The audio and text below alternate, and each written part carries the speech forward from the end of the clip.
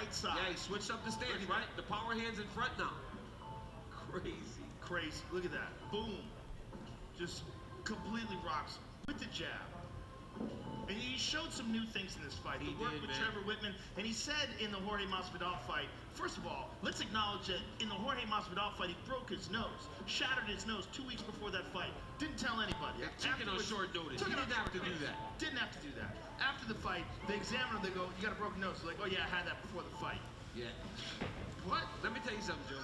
I don't know how a guy that's been as dominant can be underrated, but Kamaru Usman's still underrated.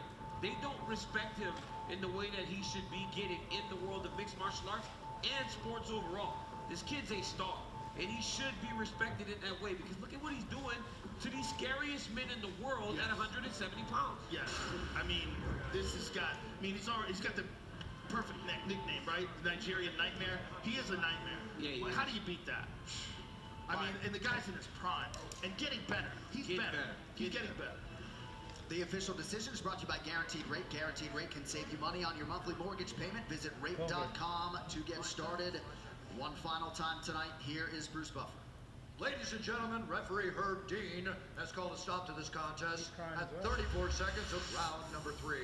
Declaring the winner by TKO and still the undisputed UFC welterweight champion of the world, Kamaru, the Nigerian Nightmare, Usman.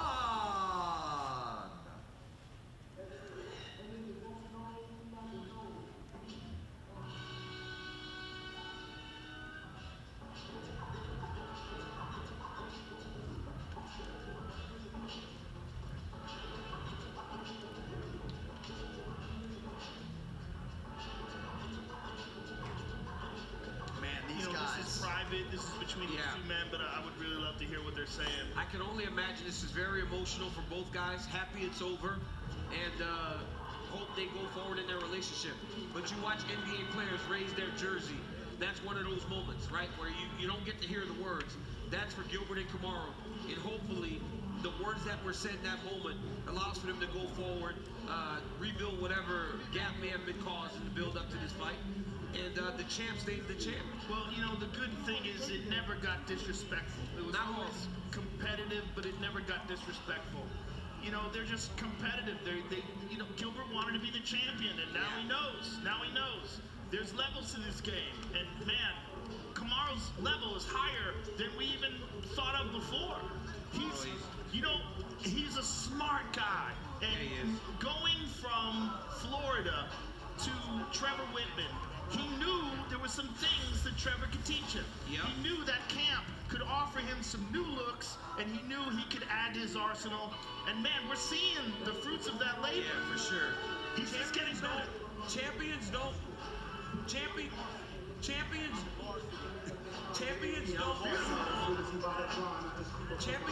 move on. What did he just say to you? He said he's the varsity guy. He's varsity. Okay. Kamaru Usman. Varsity is in school. Yes. He's way past varsity. He's a PhD in fighting. Yes. The guy has a PhD in fighting. And look, that performance, Joe, was as good as you can get in this role. And Kamaru Usman once again shows why he is now considered one of the best welterweights of all time. And now he gets to talk to Joe Usman. Great job, my man. And still. Appreciate that, DC. I am here with the undisputed welterweight champion of the world and still, Kamaru Usman. Thanks, Joe. How does that feel, sir? Feels amazing. I mean, this one was a tough one. It was a very, very tough one because, the whole gym situation, me leaving. And, first and foremost, guys, you cannot discredit what Gilbert Burns has done in this division. After being knocked out at lightweight, regrouped, put it all together, moved up a weight class and started tearing through these guys. We started together. We started this journey together, and he showed it tonight. He went in there, he put it all together. He's knocked off one guy after another to get to this point. But I said it, man, I'm the varsity guy. My fight IQ is different. It's something different. It's different when you're in the gym with me. But when you get in here, it's different ball game. I'm a whole nother savage. from start to finish, I'm a whole nother Savage. And he saw that tonight. Undeniably. Now, let's talk about the fight. Was there anything in the fight that surprised you? He came out of the gate very fast, clipped you with a couple of right hands. What were you thinking during those moments? No, I knew he hits hard. The funny thing is, that's the majority of how our sparring went, our sparring together. You know, if I threw one, he would counter heavy with shots. And he will buzz you. You know, for a guy that was a lightweight and moved up, he's got so much power in those hands. And anybody else in this division goes to sleep to one of those. He caught me in the first round with one of those big hooks, kind of behind the ear, and I felt it. I was like, oh shit, okay. Get on your ones and twos and let's go to work now. And the rest was history. You started to establish the jab, and Trevor Whitman talked about that in between rounds. He said you were a champion because of your jab. He wanted to get it in your head that your jab was a huge weapon in this fight, and it proved to be a weapon not just from orthodox, but also from southpaw. Yeah, that was the thing with me is even when I first kind of started and I was striking, you know, at my old gym, you know, it's a lot of that Dutch kickboxing, and you know, which is it gets you tough. And it gets you tough, and it lets you see a lot of shots and lets you defend shots. But I always just get on the bag myself, and I wanted to work that southpaw. I wanted to work the jab, and I knew I had a good jab from the southpaw. And so I loved the switch. That's why you see me in my fights, I switch both stands. I'm mainly a conventional fighter, but I like to switch stands. So, you know, I just worked it a lot, and that's one thing that we worked this whole camp. Trevor said, you know what, you need to stay on the jab. You have a freaking good jab, and you need to stay on the jab. And, you know, I just listened. I went in there, listened to my coaches. This one was hard for me because it's hard to come in without all the emotions. I mean, Gilbert is a guy that I've known from the start. And, you know, I love him. And this one was tough for me to deal with. You still met him at the center of the octagon before the fight started. You got right in his face.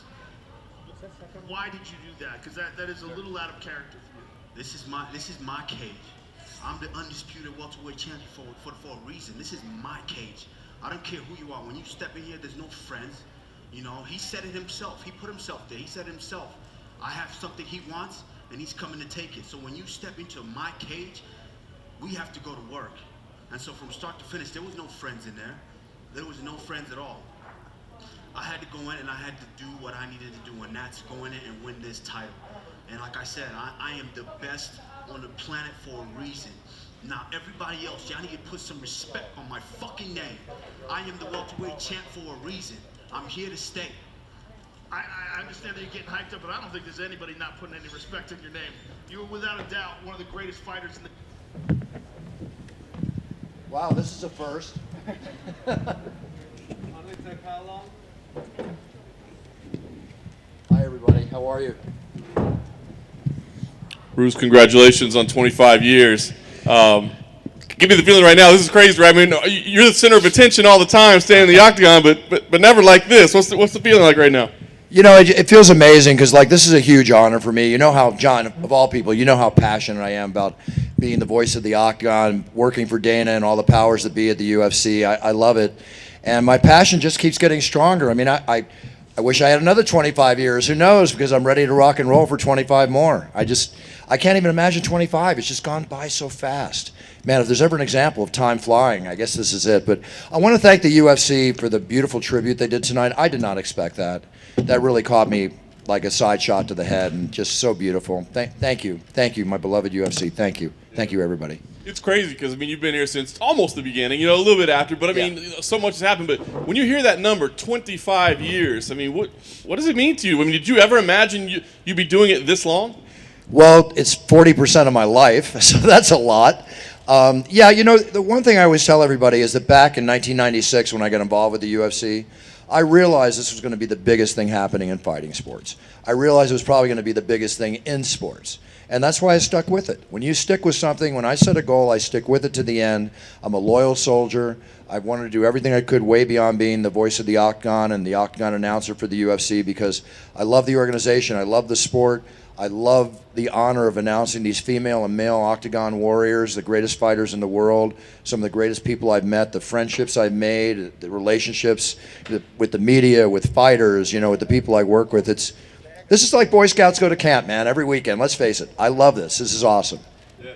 You know, when the honor was played tonight, I saw a lot of people on social media saying, listen, when Buffer does hang it up, like, this thing's just not going to be the same anymore. Nobody can replace him. I mean, when you hear that, what do you think? I mean, I know you believe in the company and you believe in the brand, but when people say it's going to be missing something when you do walk away, what do you think? You know, when it comes my time, when I announce my retirement, which won't be again for years, when my passion wanes, then I'm going to retire. That's just the way it is. I mean, I'm the first one to cash the paycheck on a Monday morning at the bank, like anybody else, but I'm not in this for the money. I'm in this for the love of what I do. I'm a fan first and an announcer second. And as far as it never being the same, the bottom line is, you know, we all make our mark in life. And when I leave, I just hope that people respect the fact that I always gave 100+%. I always gave my all. I always put my passion into it to enhance this moment for the fighters and for the fans.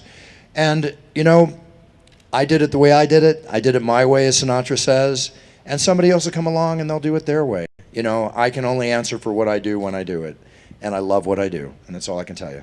It's last thing for me, Bruce. You know, obviously you go where they tell you to go and do what they tell you to do, and I know you're always willing. But are there any, like, check marks left that you want to do? Are there places that you want to go? Is there some kind of presentation? I mean, is there anything left that you want to do before you do hang it up? I've had a lot of bucket lists that have been crossed out.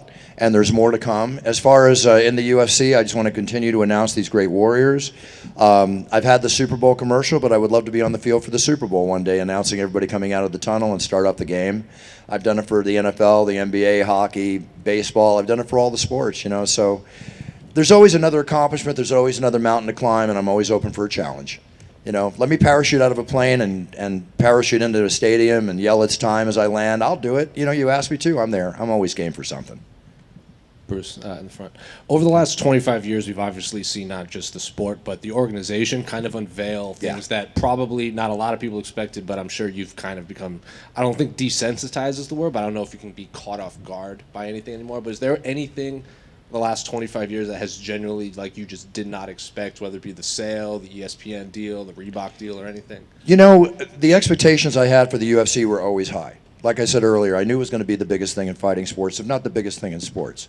When Dana White and the Fertitta brothers bought the UFC in 2009, when we were down to maybe 1,500 people in the audience, we were off in demand, we're only on DirecTV and the internet and the fans are keeping us alive, I knew that was the savior. And then when they took it and they managed it the way they did, and then when the tough finale of the very first Ultimate Fighter happened, and, you know, we saw them go at it, Bonner and Forrest, it was another level of achievement. And then when WME bought it and they made that big sale, it was another level of achievement. The beautiful thing about the UFC is every time I think I've seen the greatest fight or the greatest show, it's like 3 months later, I see the greatest fight or the greatest show. The UFC always brings entertainment, it never goes stale, and it's only getting better.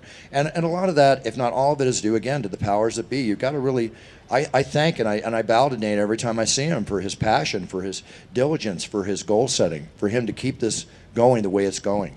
Even after selling it for $4.2 billion, and he's still keeping it the way it's going. I mean, how can you not want to work for people like that? Has an idea ever been presented to you that you thought you thought to yourself, like, there's no possible way that could happen, and then of course they pull it out? No.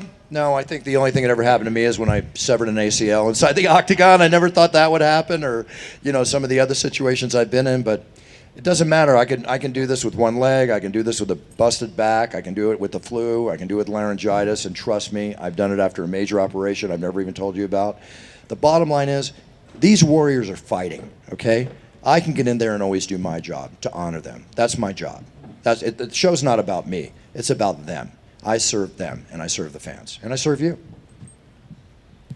Bruce, over here. Just real quick, right here on your left. Hi, how are you? I think it's safe to say you've loved the game and the game has loved you back. Thank you. Just out of curiosity, you know, you've done so many announcements. What is the most nervous you've ever been to go out there for any reason, any show? The very first show, Bayamon in Puerto Rico, February 16th, 1996. I got nervous then. I got nervous maybe for my first full show at UFC 10. But it's like a fight. Whenever I fought, as soon as I got punched in the face or punched somebody in the face, and it's on. Let's just get it done. I don't get nervous. I get excited. I get rushes of adrenaline. You see the way I am before I go out for the main event. I'm getting my head in the game. I have to give it my all. Every night I walked out there is my first night to prove to Dana, the powers that be, the fans, the fighters, yourselves, and myself that I deserve this job. And I'll be the first one to leave when I don't think I deserve it. Trust me.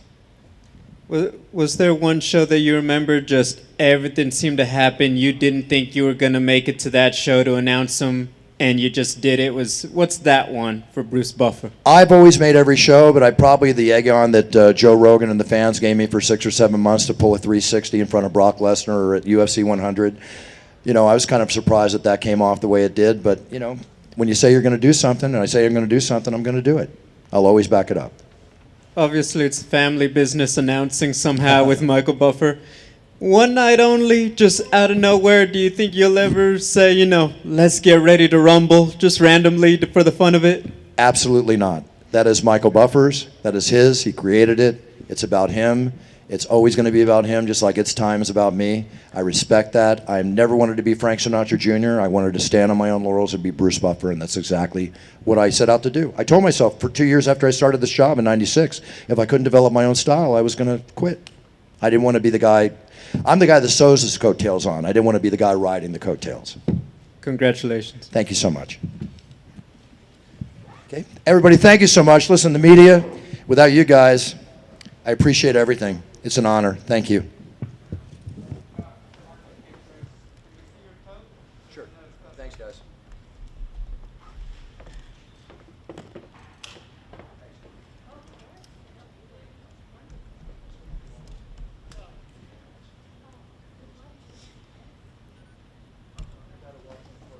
Oh, thank you. One second, take a picture.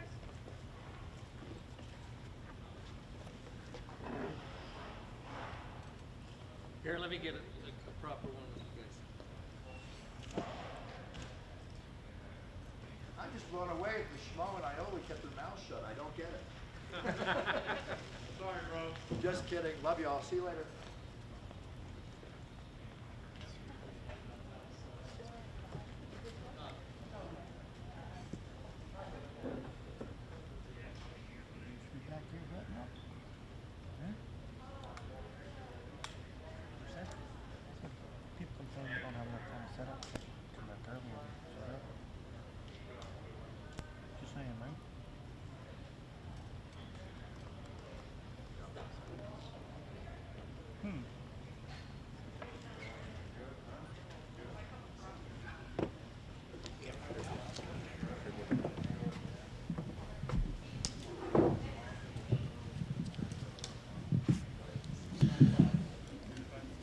All right, there are 4 performance bonuses tonight.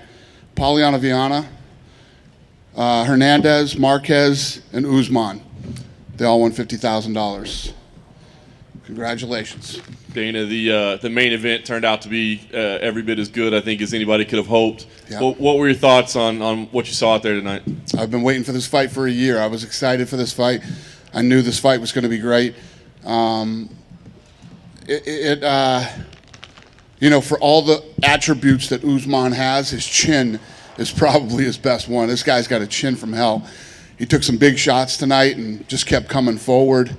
And, I was just talking to him back there.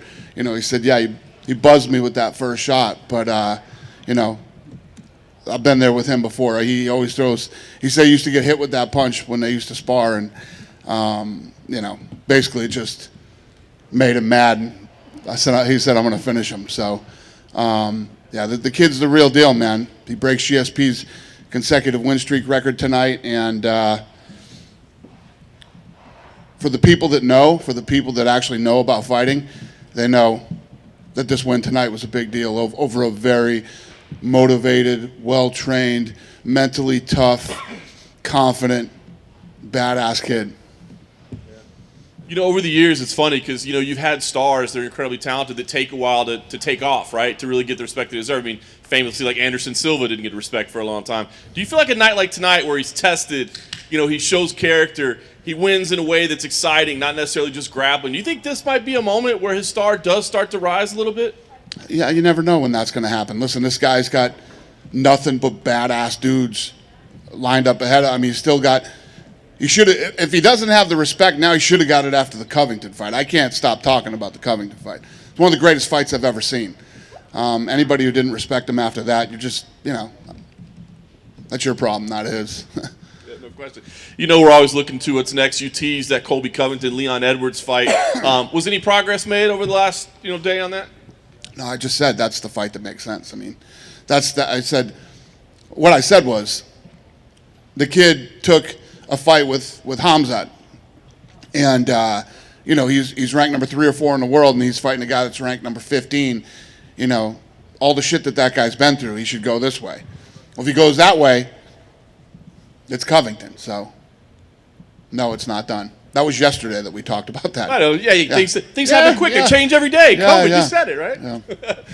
The other one I wanted to ask you about, though, it sounded like I didn't hear his comments, and we haven't talked to Kamaru yet, but it sounds like he went in pretty hard on Jorge Masvidal as well. Would you consider doing that rematch ahead of either Covington or Edwards, or does that not make sense? Obviously, from a star perspective, it would seem to make sense. Listen, there's a lot of options for him right now. Fair enough. Last thing for me, and if that's the fight he wants, then that's the fight Masvidal wants, and I'm sure the people would like to see it too. So, I don't know, but I don't know if I've ever told you guys this or not, but I don't make fights the night of the fight. But wasn't aware of that. I'll note that moving forward. All right, so you guys are aware. Last thing for me, just curious if you had any updates on the physical condition of either Bobby Green or Jillian Robertson. Obviously, we lost both those fights just before the fight. So, any update on those? Bobby texted me tonight and said he's fine, and he said, "I'll make this one up to you." And I said, "All we care about is that you're okay, kid. It's all good." And then I have Jillian's number. I was going to call her during the fights, but I haven't called her yet. Yeah. Do you know if there's any chance of keeping those fights together and rescheduling, or just not sure? I have no idea. Yeah. Fair enough. Thanks. Hey, Dana, to your right here. I wanted to ask you about Usman's jab. It seemed like trouble in the first round. That jab really turned the fight around, I thought. And there hasn't been many jabs that good, I don't think, in the UFC that I can remember. Would you agree with that? Do you think he has one of the best jabs you've seen in this company? Definitely tonight. I mean, he looked damn good with that jab tonight. Was landing it sharp, hard, and fast, and he dropped him with a jab. Yeah, I agree. And the fact that Kamaru, is a wrestler and a guy that's a great grappler and everything, obviously he showed his striking before, but he wanted no part of the ground, and yet he still won the fight. That diversity is kind of what makes guys in this go from very good to great, is it not? Yeah, I think that, the way that the fight was playing out, it would have been absolutely ridiculous for Usman to jump down there in his guard. He was hurting him on the feet. Keep it standing. Do not dive into that guard. And, Gilbert Burns, I mean, here's a guy that fought a great fight as well. I mean, he was a tremendous opponent.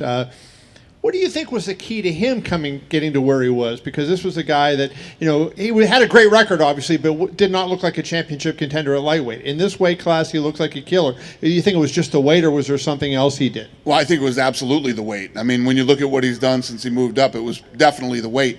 And the reason he got to where he is because he's a Brazilian Jiu-Jitsu multiple-time world champion, and he didn't care about going to the ground and getting taken down, and the guy hits really hard. So he had no problem standing and trading, or didn't matter where the fight went, the guy was dangerous. He's a jiu-jitsu guy who has heavy hands.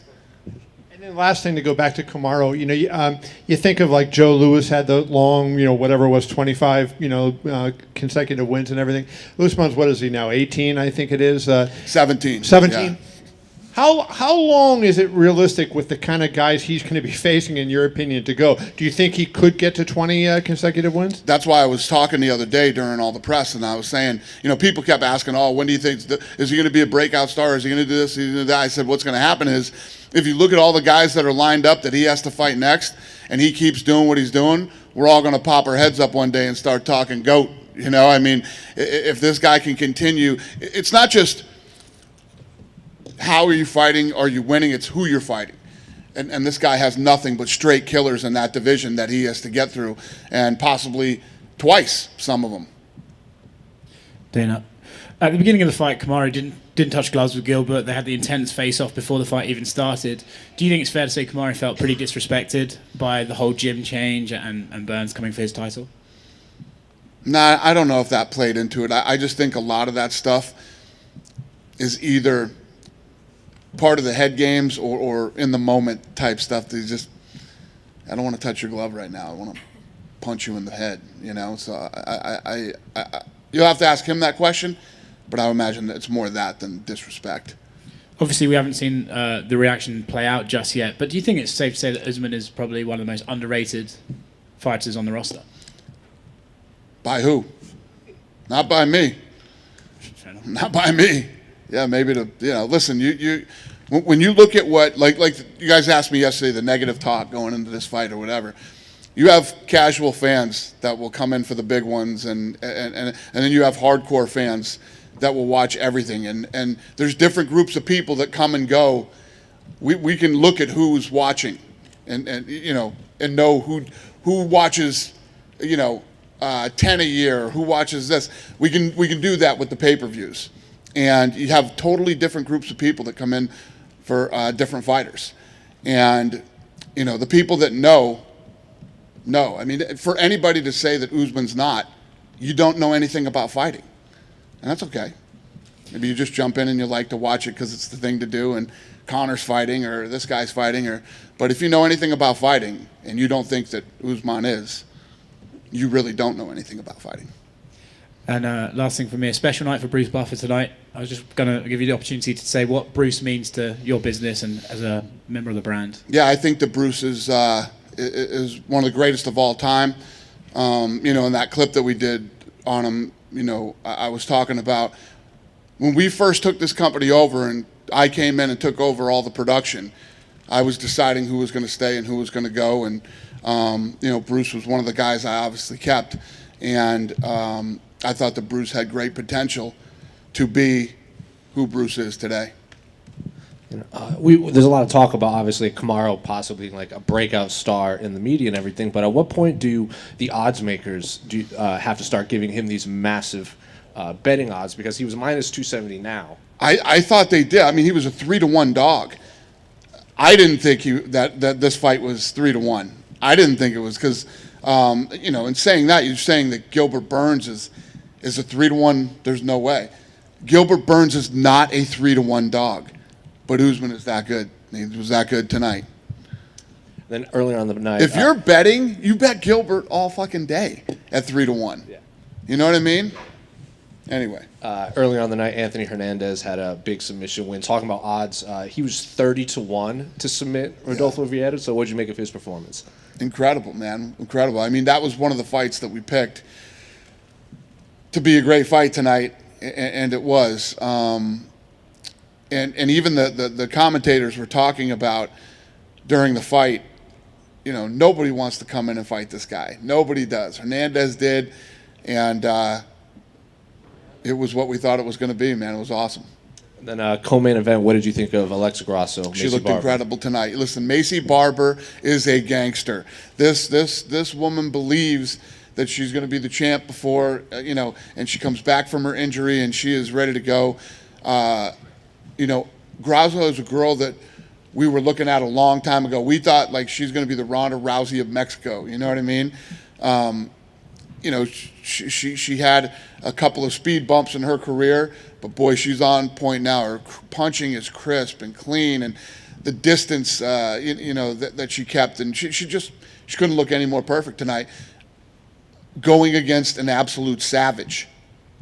Then finally, did you catch any streamers this time? I know you had a. So it's interesting because, you don't know how into this I am. I'm very, very into this, and not a lot of them were streaming tonight. We were going to go after one of the big ones tonight, and they did not stream tonight.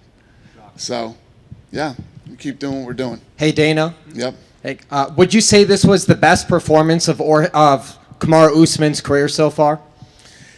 I don't know, man. That Covington fight, it's. I just think that him and Colby Covington is one of the best fights I've ever seen.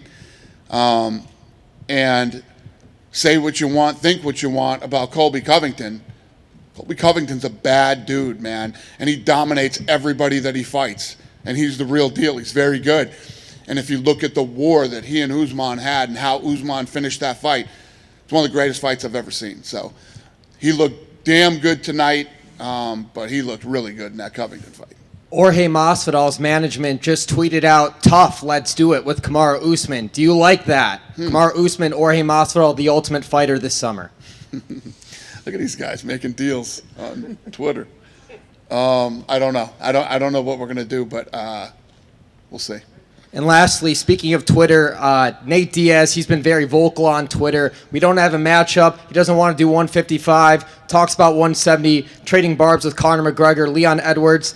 Do we have any talks with Nate Diaz? Are we close to Why do booking you guys keep asking me about these guys? No. If we did, we'd announce it. We'd say it. You know, you guys eat this shit up like fucking candy. Dana over here, on your left. Dana, obviously, Kamaru is very proud of his heritage. You have Israel Adesanya, also from Africa. Potentially Francis Ngannou could become heavyweight champion by the end of next month. Perfect world, when everything reopens, is 3 African UFC champions enough to make UFC Africa a reality? Yeah, I listen. I think I answered this question yesterday. When we went to the Middle East, we have tons of Middle Easterners fighting on the card. When we go to Asia, we have lots of Asians fighting on the card. When we go to England, we have lots of English and Europeans fighting on the card. Yes, if we do a show in Africa, which we do want to, we want to go everywhere. You guys have heard me say, I will do a fight everywhere on this planet. And Africa is one of those places. But to say that right now, I don't know enough about the future and what's going on and how fast this stuff will happen. In terms of growing the brand and everything else, how important is it to have those local fighters from around the world? Obviously, everyone wants a Conor McGregor to come to their country, fight in their town. But what does it mean to the brand to have a champion from that area to help grow the UFC there? Yeah, it's a big deal. Obviously, when you have a guy or girl who looks like you, talks like you, and comes from where you come from, and they are perceived as the baddest human being in the world, it creates a lot of interest in that area. It's the key to everything. It's big. That's you know, Asia. The Weili Zhang thing is taking off, and we're starting to cultivate tons of good talent over there from the PI. And I mean, yeah, that's basically how this works and what we're going to continue to do. And I've told you guys, it's crazy how things work out. That whole land deal fell apart in Mexico right before the pandemic. It was a blessing in disguise. But I will find some places in Mexico. I will build performance institutes. I want to do one in Puerto Rico. I'm doing one in the Middle East. And that's what we do. That's what we're going to continue to do. My final question, were you able to talk to Tom Brady and congratulate him on his 7th ring? I did. I talked to him the next day after the Super Bowl. Yeah. Dana. Yeah. You did mention the expectation you have on Alexa Grasso. After her performance tonight, do you think she's going to be contending for the title shortly? Well, do I think she'll be a contender for the title? She was ranked number 15. Tonight's fight probably breaks her into the top 10. So she's got a ways to go. But boy, she took a big jump tonight with that win and heading in that direction. Okay, thank you. Yep. Dana, straight down the middle. Hi. So Kamaru is on track to be one of the most dominant champions in that division. He was also part of the Black History Month promo videos. Do you see him kind of taking the next step, like into maybe the Modelo commercials or other forms of like marketing and promotion outside of when he's actually fighting? Yeah, I mean, I think that's been the big topic of discussion here tonight. I mean, at what point to those type of people start to recognize Kamaru Usman and how good he is? And he's a good guy. He's well spoken, good family guy. He's a great dad to his daughter. He's got an unbelievable backstory. dresses really well too. I mean, he's the whole package. The guy's got the whole thing. It's just, when are people going to notice? Well, people could be your friends over at Endeavor, right? People could be they're my friends? I mean, you are tied to Endeavor. And I'm also tied to 475 fighters that all need to be promoted. It's like, to just say, oh, Endeavor can take them and do this and that, it's really not that easy, especially in this climate right now. You don't see a lot of sponsors throwing a lot of money around these days. We're in a really weird place right now. So it's just not that type of environment right now. I want to ask you real quick about Macy Barber. Those guys aren't even open yet. Those guys aren't going back to work till God knows when. Yeah. So just want to ask you real quick about Macy. She's 22. What did you see from her tonight, even in the loss, that you think she can be building on? She's tough. She's a savage. She's one of the most ambitious and toughest, young women that I've ever met. So I expect nothing but big things for her. She's a baby still, too. She's young. She's got nothing but time. I know she put this unbelievable pressure on herself to be a champion before John Jones. And it's good to have set goals for yourself, but she's a baby, man. She's got nothing but time, and she's only going to get better. It looks like the first week of March, the Golden Knights are submitting a plan to get fans in. Conference basketball tournaments are going to have some fans in first week of March. Do you guys have plan? I know you have to submit a plan to the governor to show that you can do it. Do you guys have a plan to do that at all? I got plans too. You guys going to? I'm not doing a percentage. I want to sell out. So you won't do anything until it can be 100? No. Okay. It's too nice over here. I like it here. What has that conversation been like to fill the seats? Listen, I said on ESPN the other day that I was optimistic that by this summer we could be doing it, either in Florida or here. Good.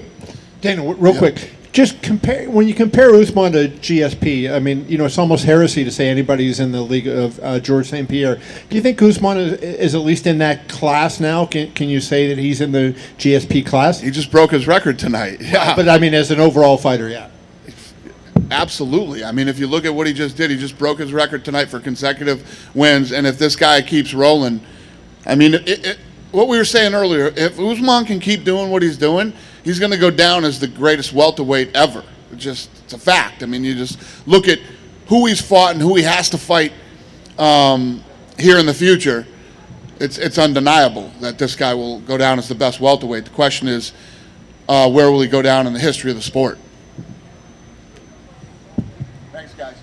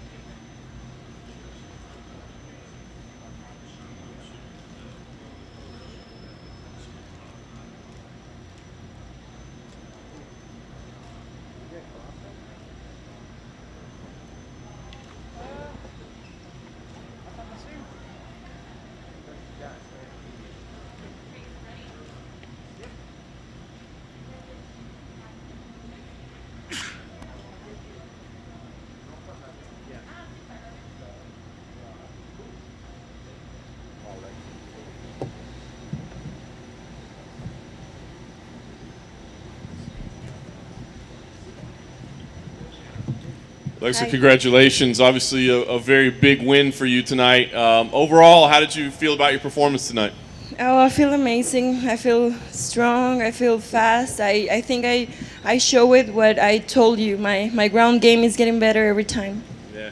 A little bit of a limp to the seat there. Are the legs okay, or is there any concern of I hope it is okay. I just at the last 30 seconds I felt like a little something weird on my knee, like a slippery. So yeah, I just want to come back Mexico and to see what is inside, so I can come back train as soon as possible. I'm sure you would have liked to, to just use your striking and show your boxing, but you did get to show the ground game. So are you happy with that, or do you wish maybe you could have gotten a knockout and finished with boxing, or do you like that you can show your game's evolving? Yeah, I know, but like I said, she's a well-rounded opponent. I didn't want to take any good shot because she hits heavy like me. So yeah, it was more strategy, take the things more calm, put her on the fence, do my wrestling, do my jiu-jitsu. I show it this transition that I trained with my coach and teammate Diego Lopez, who's a black belt jiu-jitsu. I think it's ready. I hope he can have an opportunity here soon. I've been training so hard for that. Can you talk about the third round? Because you were up 2 rounds. She came out very, very aggressive. What did you think about that? Were you expecting her to be that aggressive in the third? Yes, I knew she was coming for everything on the third round, so I had to be more intelligent and take it easy. Take it easy, calm down, and think better, and just do my job. This is a big win for you in a big spot. And I know you said you want to work your way up, but what does make sense? I mean, are there names in the division that you think you would like to fight? Well, I don't think I have to call anybody. I just want to fight and be climbing.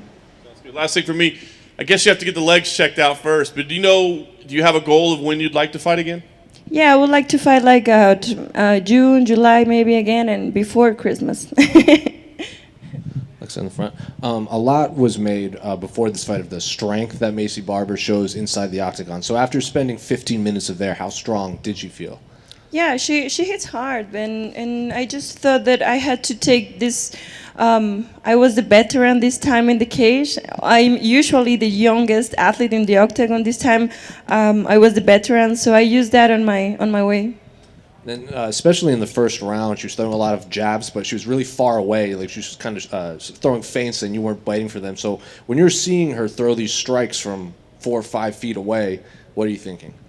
Nothing. I just wanted to get inside, like do the thing and boxing and everything. Just waiting for the good shot.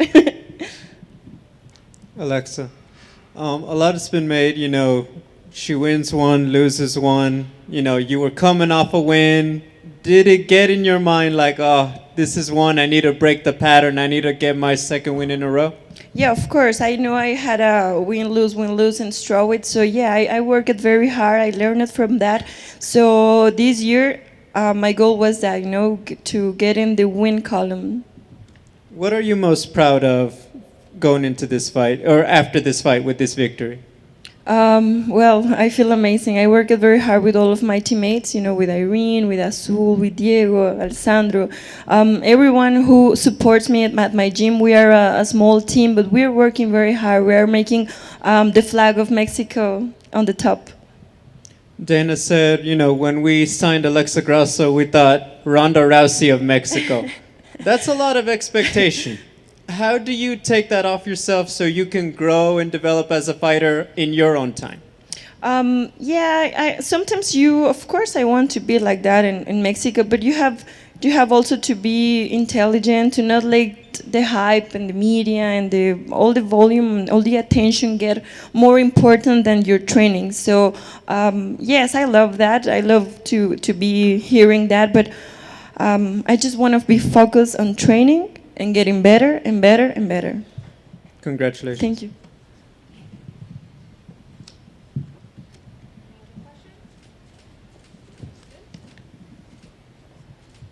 Thank you.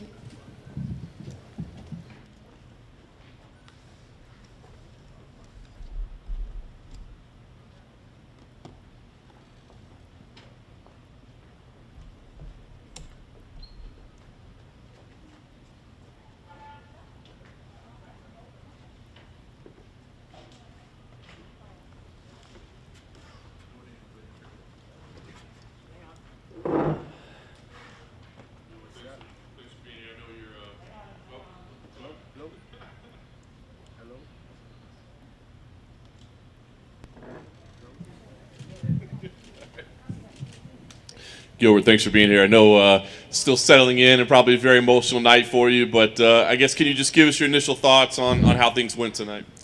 Yeah, wasn't exactly the way I want to be. I think I get overexcited, and I went my guy Cody Garbrandt crazy. As soon as I heard him, and that was the second time. I think I did make the same mistake when I fought Dan Hooker, and I got overexcited, and then to become a champion in that game, I cannot make those mistakes, and but like the way I see right now, I just want to do like Robbie Lawler.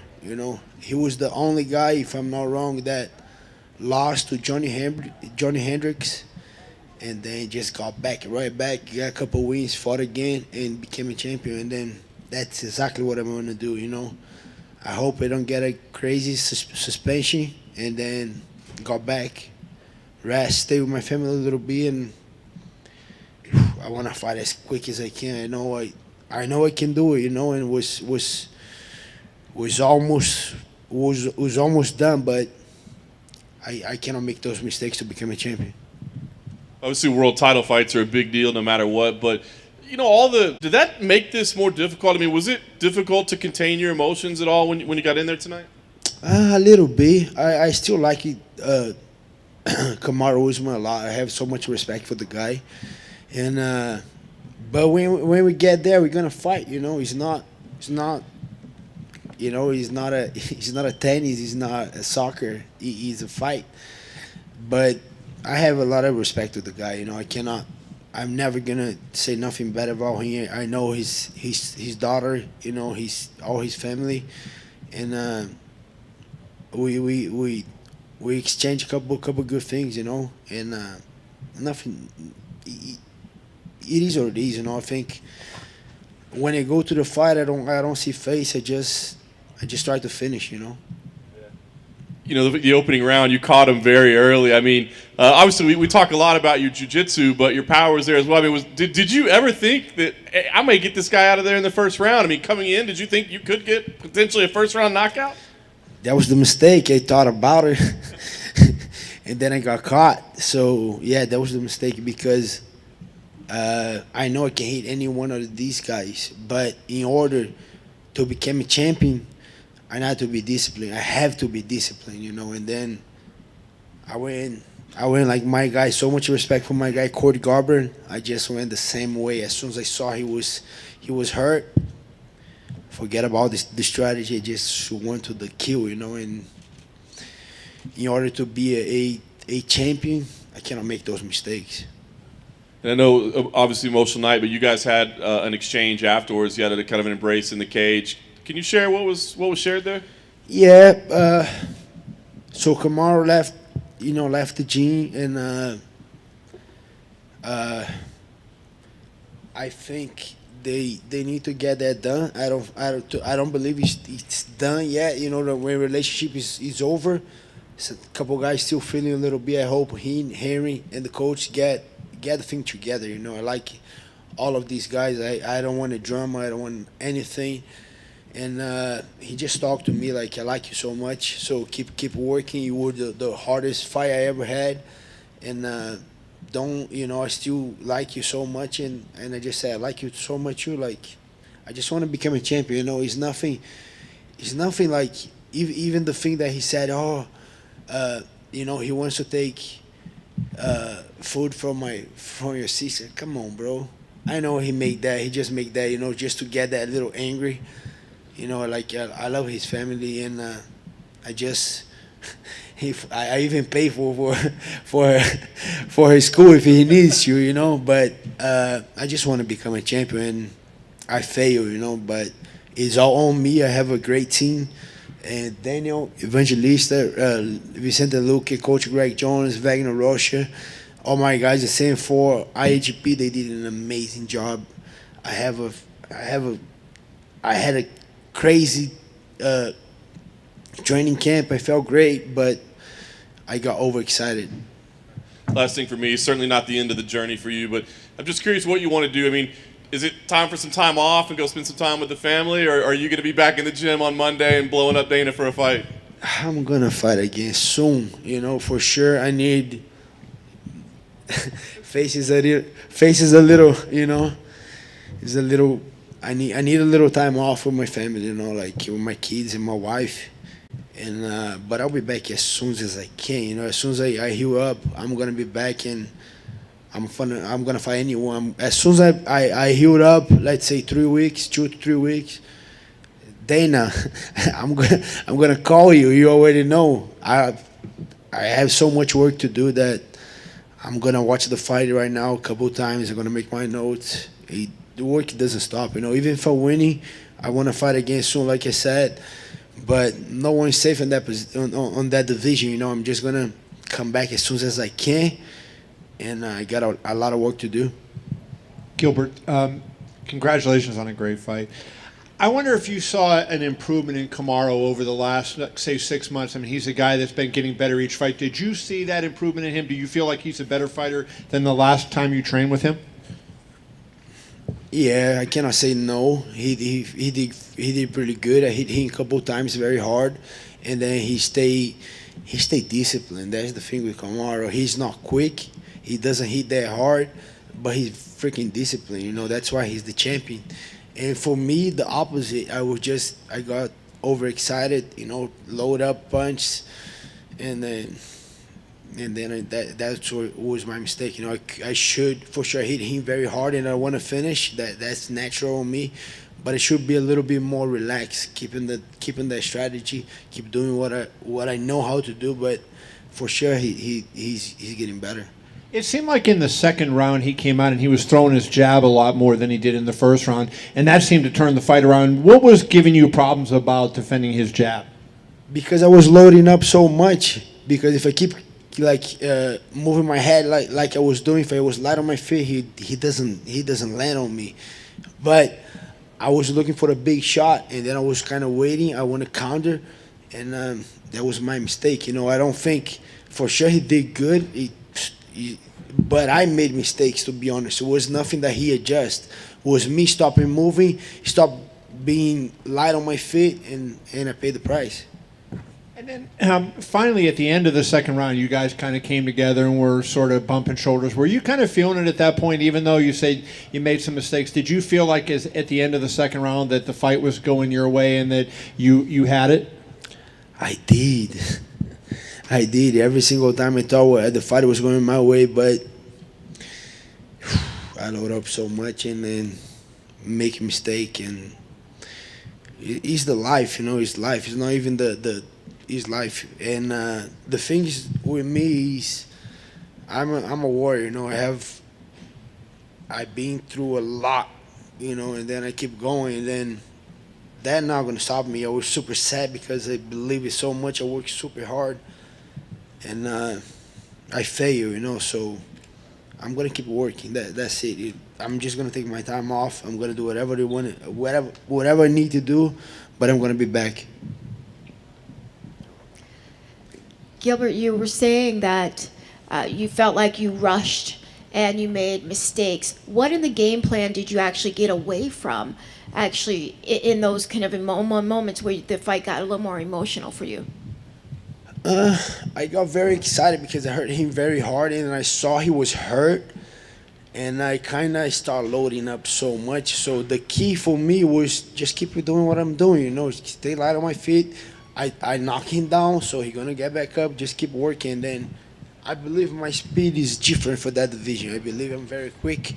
And takedowns, I think I didn't get a couple good shots. I could do better. And he was disciplined. I think it was both. Me, I was overexcited, and then he kept discipline. That was the thing that happened. And if you feel like the friendship can move forward at this point, you guys could see each other again. How you feel about a possible rematch? Yeah, for sure. I got nothing again.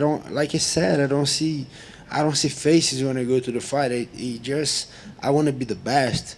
And if he's in the best, and then I got my shot again, we'll be fighting again. But it's nothing personal, I I might text him tonight or tomorrow, and it is what it is. I don't. To be honest, it's me against me. I lost to me because I made a mistake. He's not even. I don't. For sure, he did a great job, amazing job. That's why he's the champion.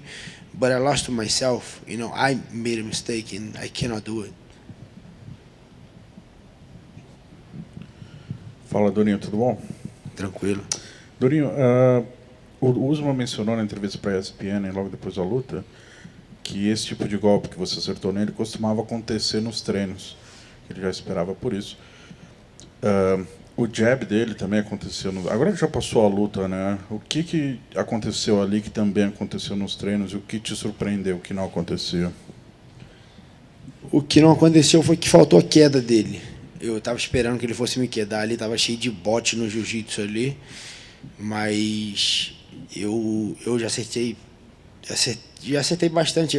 Muita coisa ali já aconteceu no treino, mas a gente nunca fez de treino de luvinha, né? Então, de luvinha ali muda muita coisa. Certo. Você já falou em inglês, eu vou te pedir para responder em português também, por favor. A sua análise da luta, você mencionou que teve um erro. Como foi aquele knockdown? Quão perto você acha que você chegou de acabar com a luta? Então, eu achei que eu cheguei muito perto de terminar a luta e dali eu fiquei muito na emoção ali e eu cometi vários erros ali. Eu acho que eu teria que ficar um pouquinho mais calmo, continuar na estratégia ali, movimentando bastante. No segundo round eu parei de mexer a cabeça, foi onde eu tomei mais golpes, então eu carreguei muitos golpes. Então, eu acho que eu errei bastante, por isso eu não consegui levar a luta pelo meu próprio erro quando eu saí da estratégia. Como foi a conversa com o Usman ali no octógono? A gente viu que você ficou bastante emocionado, chorou, se eu não me engano. Como foi esse approach? O que você falou para ele? O que ele disse para você? Ele me abraçou ali, falou que gosta muito de mim, que eu fui um dos caras mais duros que ele já lutou e que para ele nada mudou, que ele continuou gostando de mim. E eu falei a mesma coisa e tal, mas ele foi bem tranquilo comigo. Entendi. Ontem a gente viu que a encarada foi um pouco mais tensa do que eu imaginava.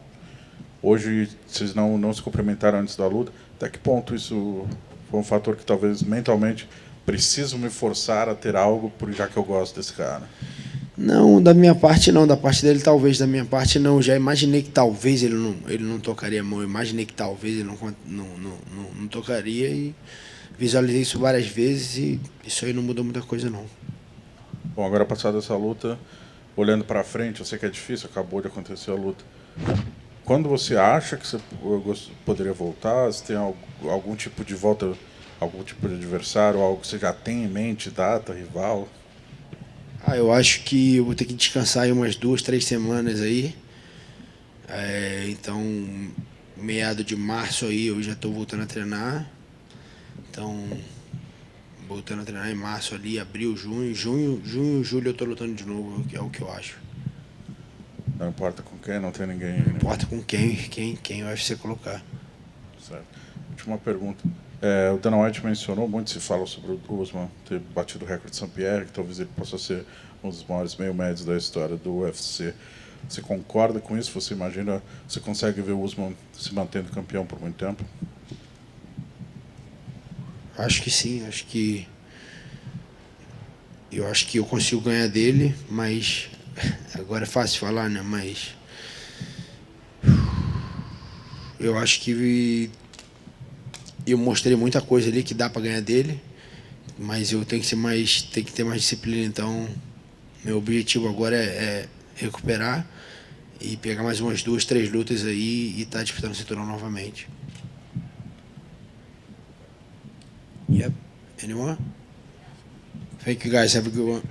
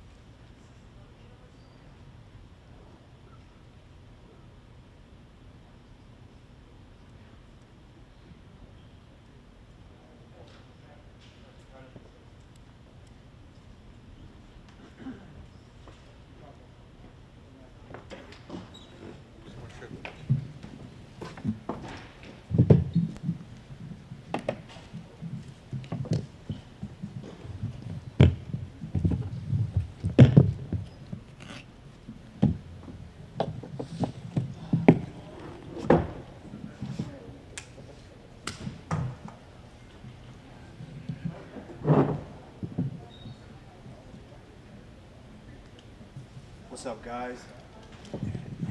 What's up, guys? Jim, congratulations on obviously a fantastic result against clearly a very dangerous guy. I know you're still probably letting it all soak in and want to go back and watch it, but give us your initial thoughts right now on your performance this evening. Hold on 1 second. Hold on, sorry, I got a call. What you talk? I know hear you. Thank you. Oh God, we don't do it. We don't do it. I don't want what you for after the post. Oh God! Hey baby, I love you. Okay, okay, I go call you after I finish. I'm your number one fan in the whole wide world. And still. Thank you now. Thank you now. Lie. Don't tell them before Nanjano they ever carry lies. Okay, okay, I go call now after I did press conference right now. Call me after. That's my dad, if you guys didn't know. It sounded like he was a little excited. He was a little excited. You know, it's this one was a tough one because obviously I couldn't have him here to watch this because of the COVID. And plus I didn't want to cheat him of the experience. There's something very special about a UFC fight, especially in Vegas. And it's not the same experience without 25,000 people screaming for you. So I didn't want to cheat him of that. I want him to get the full experience when he comes to a fight. But that question, I remember your question. It was a little tough. This one was tough for me. This one was very tough for me because Gilbert is somebody that we kind of grew in the sport together. And it was somebody that we shared a common goal. We both wanted to be the best in the world. Obviously at two separate respective weights. But you know, it was a tough one for me because Gilbert, and first and foremost, I want to say I'm proud of Gilbert. I'm very proud of him because a lot of people kind of wrote him off after he suffered that knockout at lightweight, but he recomposed himself, something that, you know, I'm no stranger of. He recomposed himself. He got back on the horse. He moved up on weight class, and he tore through that division. He deserved to be in there with me tonight, and I'm extremely proud of him for that. And that's part of the reason why this one was a tough one for me. Yeah, I was gonna say the tension early, right? I mean, you guys are right in the center of the cage together, staring each other down. There's no touch of gloves. I mean, was that a good thing for you or a bad thing for you? I mean, did it keep you on point, or did it make it even, you know, a little tougher mentally for you? You know, this one was tough initially coming in. It was tough for me, but I said it earlier in interviews. Like, my mind is different than these guys when we get in there. I see no face. You know, that is my octagon. And I said earlier, you know, he said, oh, I have something he wants, and he's coming to get it. What's more personal than that, than somebody that you grew up in the sport with, that you train with daily, looking at your food, looking at your plate and saying, you know what, I want his plate. You know, I'm not happy with mine, I want his plate. What's more personal than that? And I say to these guys, anything you say can and will be used against you when you step inside that octagon with me. And I remember watching The Last Dance with Michael Jordan, and I was like, oh, this guy thinks like I do. Because when I go in a competition with these guys, that's exactly how I think. If you give me anything, if I even hear you say in a video, oh, I'm gonna knock what you gonna do to me? Oh, you better be ready to back that up when we step inside that octagon. For what it's worth, he said tonight he'll pay for your girls' private school moving forward if he can get the belt at some point. Of course, you know, I'll bring it back home, and you know, like I'm no stranger to it. Like I would definitely try to, you know, I know this one's gonna be tough for him, but you know, he's a champion in his own way, and he'll get back on the horse, and you know, I'd be more than happy to, you know, go to dinner with him. Nice. He clipped you early. Talk about that. I mean, how hurt were you at that point? What's going through your mind? Because it, you know, from the outside, it looked like you were hurt. I wasn't necessarily hurt. I was just kind of a little off balance. Like the cage was slippery in there. That was I kept pouring water. If you saw in between rounds, I kept pouring water on the ground because it was very slippery in there. But the funny thing is that's exactly kind of how our sparrings went. You know, he was a lightweight coming up, but he's got big power in his hands, and he's a hooker. Anybody else in the division, they get caught with one of those hooks, they're going to sleep. But I'm a champion for a reason, and I recompose better than anybody. And so I just kind of had to recompose myself and listen to my coaches. They told me not to rush it. I know what I worked on this camp, and I just had to stick with the game plan, go out there and watch the whole fight come into fruition. Yeah. Afterwards, after you get the stoppage, you walk around, you're saying, put some respect on my name. I'm curious, who do you feel like is not giving you the respect? Everyone. The critics, the media, all of them. Not that I really give a shit, but I give a shit. I'm an artist, and I'm sensitive about my shit, So put some respect on my name. Like, that pound for pound list is not a popularity contest, I haven't really lost rounds in here. I control what goes on inside that cage.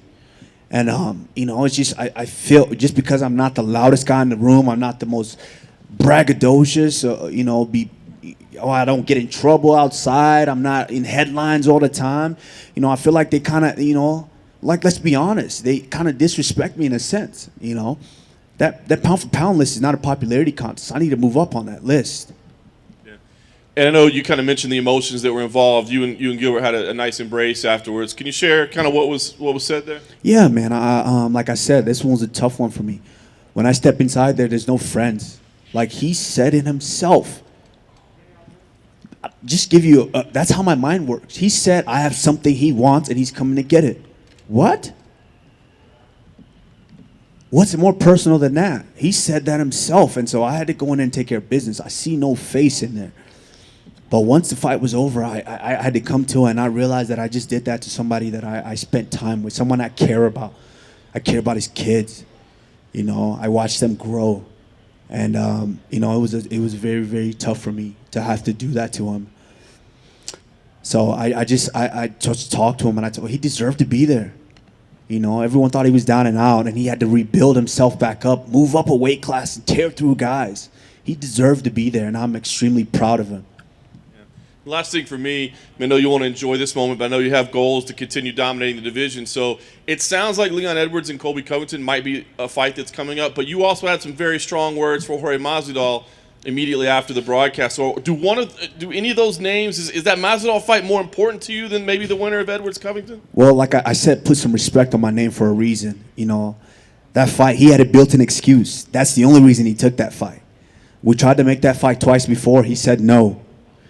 For the May, we know when Khabib and I think it was Ferguson, when they fell out, we tried. I called Dana right away. I said, hey, it's 2 weeks notice. I haven't really been training, but I'll step in if you need me to.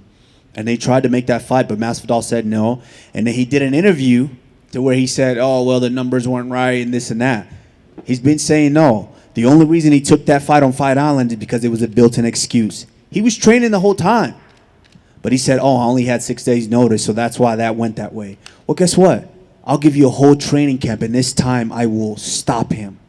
I promise you. That's why I was disappointed in myself that last fight, because I know I could stop him. But with all the circumstances that took place, I just went out there and dominated him from start to finish. So this time I will stop him if he wants to step up. But I guarantee you he doesn't want to. He's going to be quiet. Is that the one you want, though, above anything else?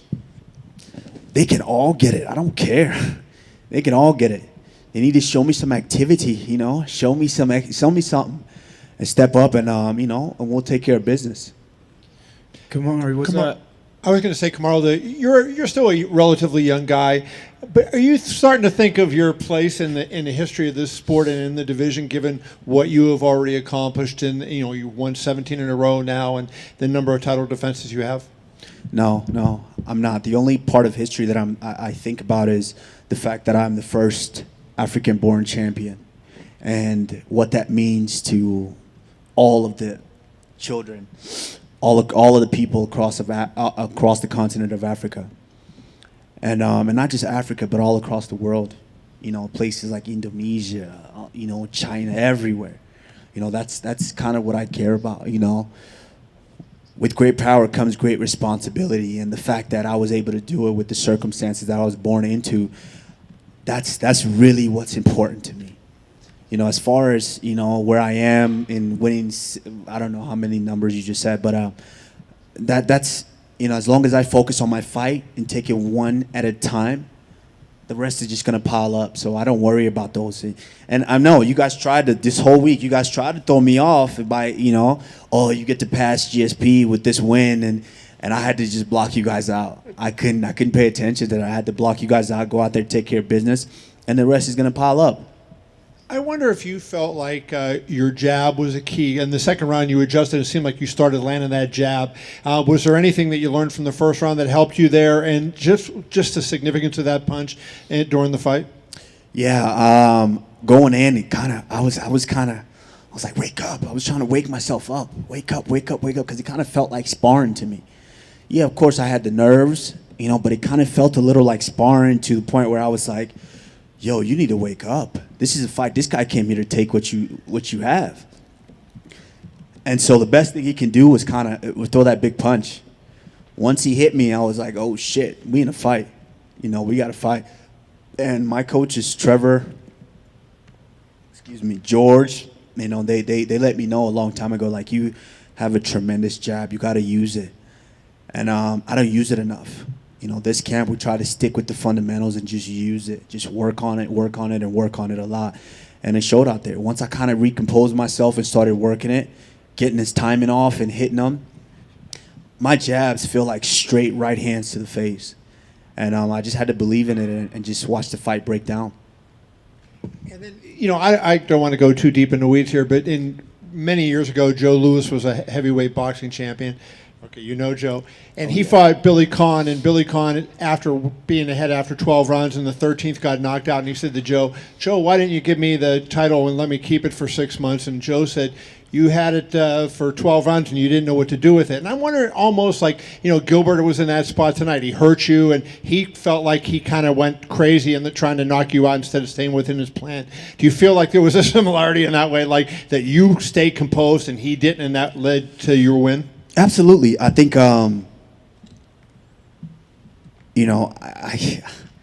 got this big shiny thing up here to where everybody's coming after. Everyone in the world is training for this. And so once he landed that big shot, that shiny thing looked real good to him, so he jumped on me and he thought he was going to get it. But, one thing I do better than everyone is recompose myself. I'm the champion for a reason. I mentally had to stay calm, recompose myself, start working, and I knew that I was going to get him out of there. Thank you. Kamaru, you said it felt like sparring in there. Is that because it was Gilbert, or just because your energy was a little bit low anyway? No, because it was Gilbert. Like I said, I spent so much time with him. I know him. I care for him a lot. So putting those emotions aside, he made it easier for me, because him and my former team, they kind of trolled me a lot. They were posting things, new champ coming, posting all of this. And this is a team that I gave my sweat and blood and years for. And so they kind of started trolling me and saying those things, and it got to me. It got to me a lot. But, I'm that type of person. Anything you say can and will be used against you. And so, I had to use that against him in there tonight. Are you able to put that behind you now and move forward? Absolutely. I'm a competitor at heart. I never want to come in here and maliciously hurt someone. Maybe the next guy, I might, but I never want to try to maliciously hurt somebody in here. I want to compete. That's what I do better than anyone. I compete. I am the best in the world because I can compete better than all these guys. Was it hard seeing him that emotional after the fight? Absolutely. It was very hard. I was trying. I was going to bawl I was in there, and I had to. I'm like, you're the champ. Come on, compose yourself now. I almost started bawling because I don't know exactly. I know what that loss feels like. I have a loss in my record. I'm not perfect. I know what that felt like.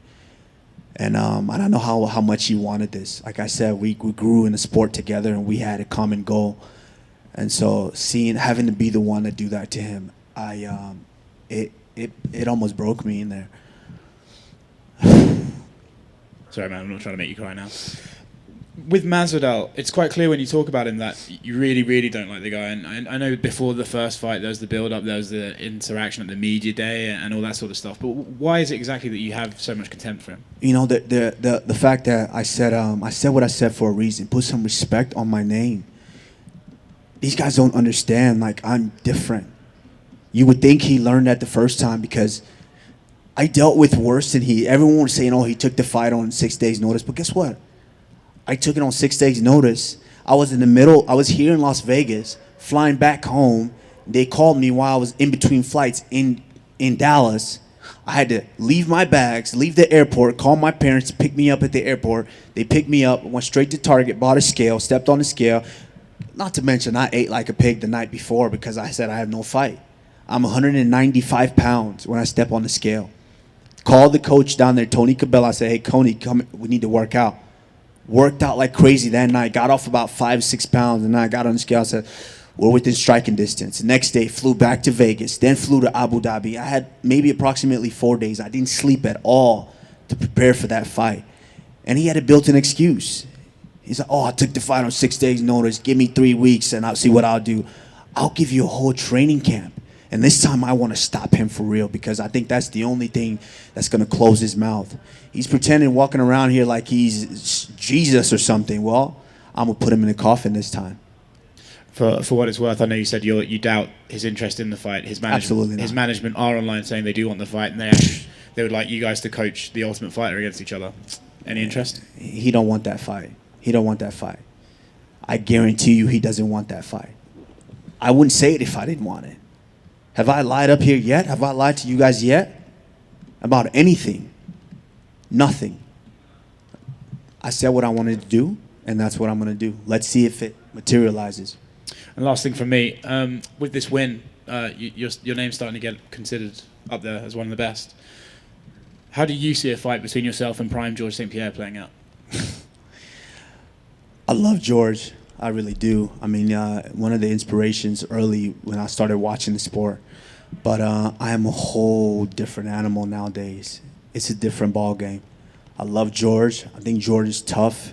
You know, I consider him one of the greatest. But a fight with me and George, okay. You know, you saw what I did with jab. George was a master with the jab, but you saw what I did with jabs. Come on, right here. Looking back before you fought Tyron for the title there, I think there was like a stretch where you would go fight Damian Maia in Chile, and then you'd go fight Rafael dos Anjos. Like these guys coming off losses, but you're willing to fight them, and then you volunteered to fight Colby in January to save that pay-per-view, and then you even cut weight for a backup fight with Woodley and Till. As the champion now, you're seeing the top 5. None of them are fighting each other. They're all like calling for these big fights. How frustrating is it that you, the champion, and none of your contenders are competing with each other now? I don't have to worry about that. I'm the champion. When it's time to feed me, they're going to find somebody to feed me. You know, I'm not worried about these guys. What does that say about the champion where the contenders don't want to fight each other to challenge the champion? What does that say? They know what, once they get up here, they know what's waiting for them up here. So, you know, there's like, well, I like being number 3 in the world. I'll stay here. I don't need to go up any higher. If they were willing to go up, then they'll fight each other and they try to get this title shot. And when you look at someone like Stephen Thompson, that's the first fight, that's the highest ranked fighter you haven't fought yet, and then you even have to drop 2 more. I think it's like Michael Chiesa too. So are you looking at these other guys outside the top 5 too as possible opponents? No, I mean, I don't really care. I'm a fan of the sport, so of course my eyes is on what's going on. But no, you know, it's up to the company. They'll you know, Dana does a tremendous job at getting these guys. So, you know, when he feels like a guy's done enough, he'll present them to me, and then if we can agree on it, then, you know, we'll make it happen. Hey, champ. Congratulations on the victory all the way back here. Now that this chapter's over, or not, maybe it's not over with Gilbert, do you ever see the day where you can go back and walk and train in Sanford MMA? It's a good question. I never say never in life. You know, I learned that one early. So I just never say never. And to get the respect that you deserve, do you think the next time that we see you, maybe it's a platform like The Ultimate Fighter to get the eyeballs that you want? I don't know. I'm not dwelling. I'm not worried about that right now. You know, like I said, my job is to go out there and defend and win fights. Actually, not defend. I need to compete. I need to keep saying that. I don't defend this belt. I compete each and every time for this belt. That's how I approach this. So,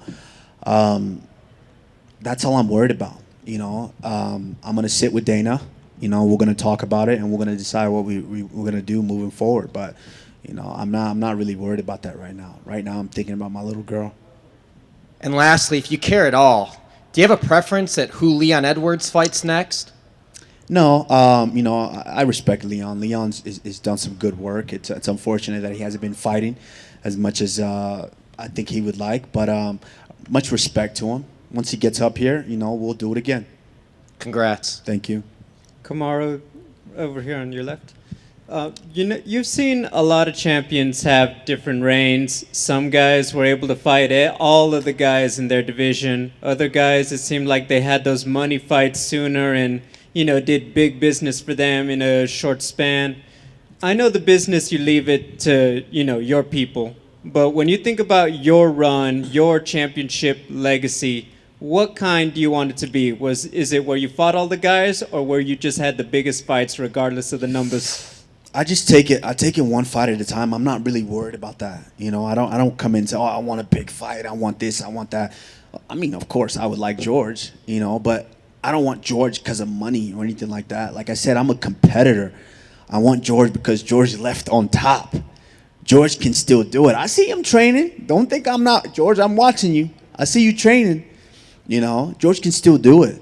So if there's potential for that big fight, you know, George wants to come back, then of course, you know, George can cut the line, absolutely.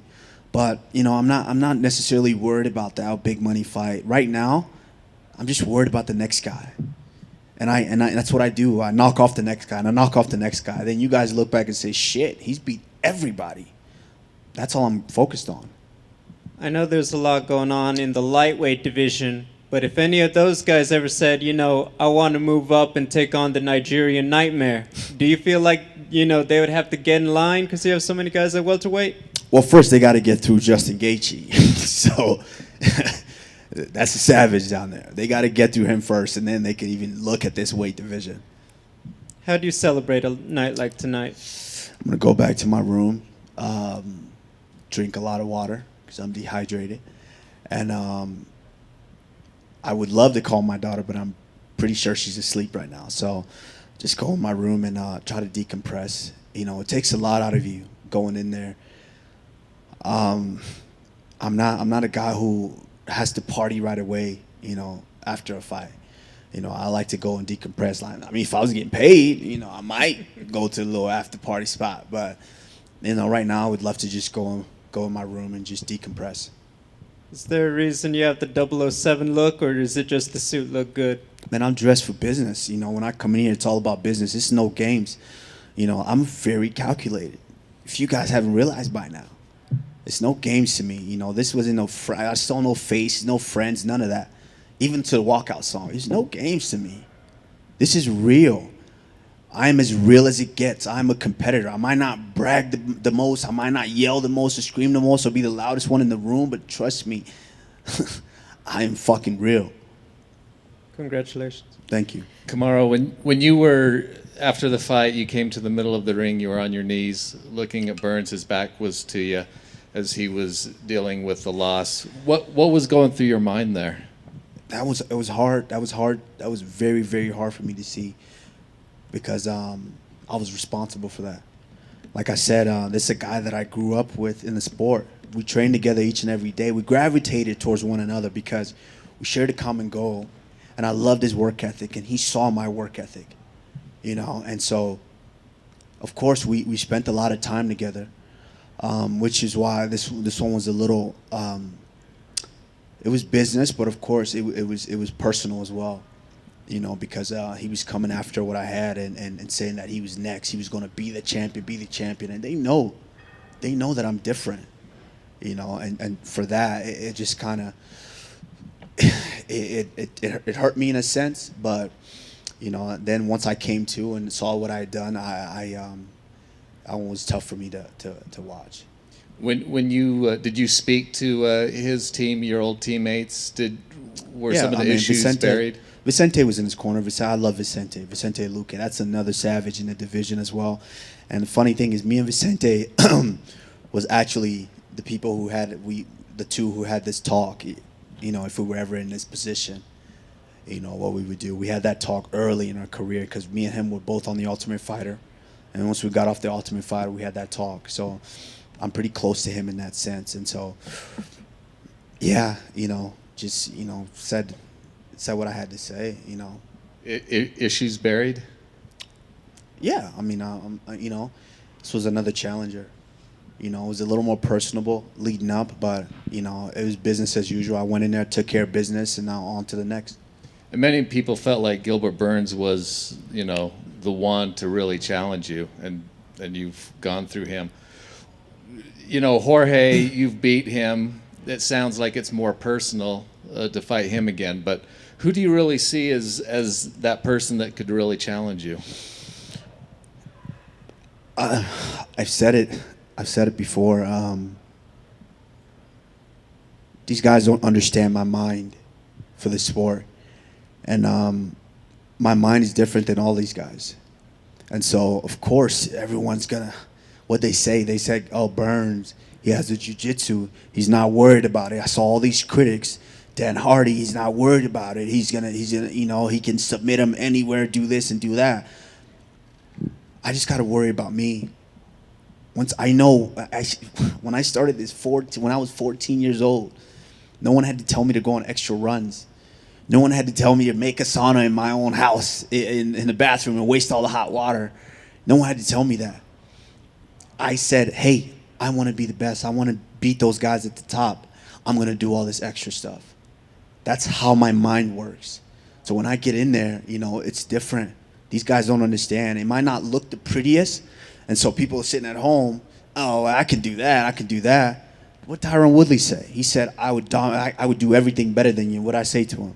I will dominate you in every aspect of the game. And what did I do? And what did Colby Covington say? He's going to leave me on a stretcher. And then I said, what? I will punish you for 4.5 rounds, and then I will get you out of there. And then what did Masvidal say? I'm going to baptize him. This fake Jesus wannabe, I'm going to baptize him. We know what happened. Same here. So, these guys can say whatever they want, but, I go in there and I take care of business. Congrats. Thank you. Kamaru, you said the right hand that hit you kind of got you into the fight a little bit, woke you up. Did you expect him to fly across the cage at the beginning though? With that, he kind of swung at you right away. In a sense, yes, because it was a mental battle. This was a mental battle. Like I said, our sparrings went a lot like that, and so he's got a lot of confidence. And me and my coach Trevor, we talk about it. He's got a lot of confidence. He was coming in with all that confidence. We haven't trained together in quite some time. So in his mind, I knew he had to come in and tell me that, hey, I'm not little bro. I'm here to take that from you. I knew he was going to come. But my mind is stronger than all these guys. I just had to stay composed, find my footing, start picking them off. And I only do this as fight progresses, and that's kind of what happened. It's kind of it's a weird stat, I guess, but you caught yourself from going down when he hit you. Like you stopped yourself, you held yourself up. So still no knockdown. Oh shit, this man, he didn't come to play. But they didn't. Obviously, it wasn't credited as a knockdown for him. So still none on your record. Is that important to you? I don't care about that. I don't care about stats. I love seeing them when I'm preparing for a fight, and they're like, oh man, he's never this, never done that. He's tied for this, tied for... I love seeing the stats, but I don't worry about that. If I was worried about that, then I wouldn't have been present in there. I try not to worry about those stats. I just let them pile up. And you've talked, here and there, bits and pieces in the past about your dad and his story, but now that it's kind of out there, everybody got to watch the piece and everything, and understand that. Like, how did you feel just having kind of your life opened up like that? It's tough for me. I'm pretty private, but it's something that I had to talk to him first. I had to get his permission. I mean, I'm a grown man. I can do what I want, but I had to get his permission for that.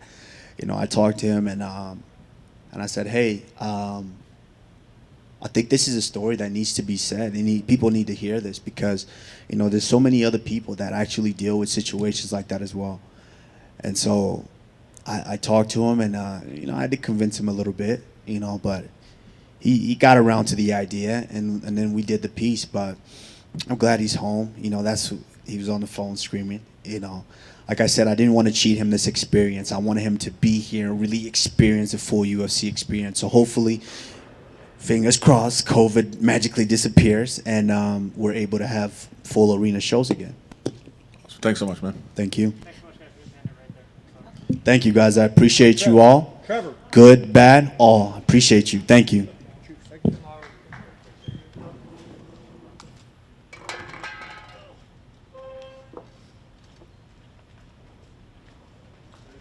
It's a nice suit, fella. Thank you. Appreciate it. You look good? Yes, you do. Thank you.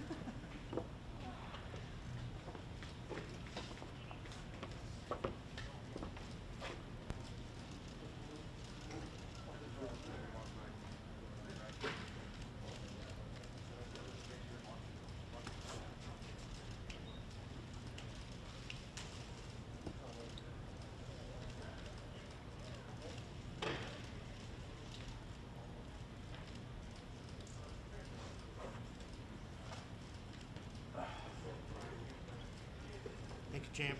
Thank you, guys. I appreciate you all. Thank you. Thank you. Write something good about me. Why is that bad to say? I know you. All right, y'all, that's it. Thanks for watching the stream. Appreciate it.